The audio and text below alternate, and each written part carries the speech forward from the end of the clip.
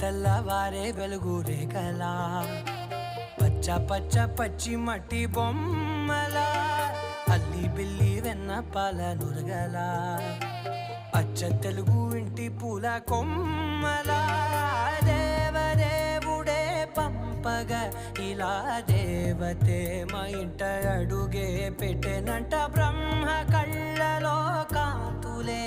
మా అమ్మలా మా కోసం మళ్ళీ లాలి పాడేనంట.